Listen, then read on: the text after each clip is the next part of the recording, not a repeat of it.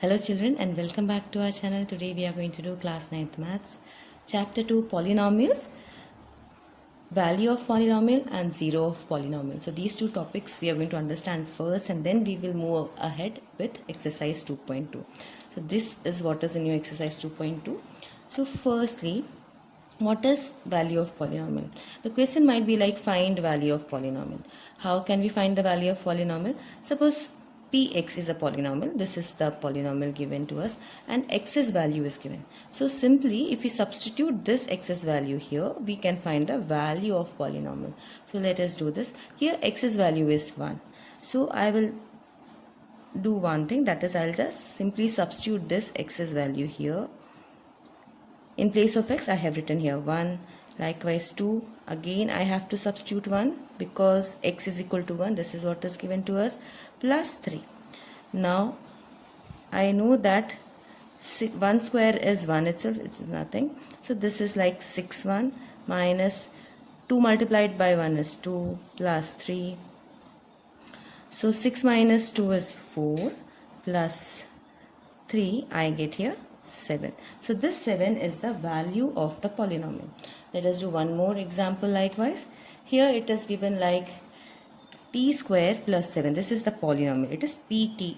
So t square plus 7 at t is equal to 2. T is equal to 2 means you have to substitute 2 wherever you see t in the polynomial. So here t square. So in place of t I will write 2. So 2 square plus 7. 2 square means 4. So 4 plus 7 is how much? It is 11. So now zero of polynomial. How can we find zero of polynomial? This is very simple. Simply equate this 4x plus 2. This is the polynomial given here. You simply have to equate this like 4x plus 2 is equal to 0. Now I can keep this 4x here and I can shift this 2 to the other side. When I am shifting it, I should remember that my sign will change. So minus 2.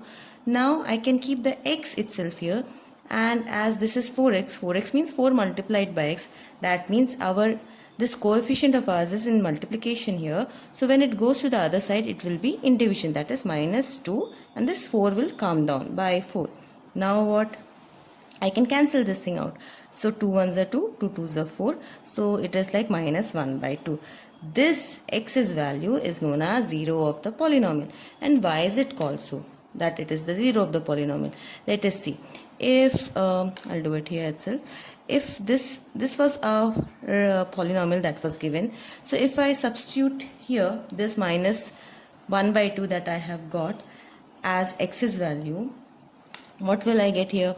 This was our polynomial that was given, px is equal to 4x plus 2. So if I substitute this x's value here, what am I going to get here? It will be like 4 minus 1 by 2 plus 2. Okay, so when I do this, I can cancel these things out, that 2 1s are 2, 2 2s are 4. So it is like minus 2 plus 2.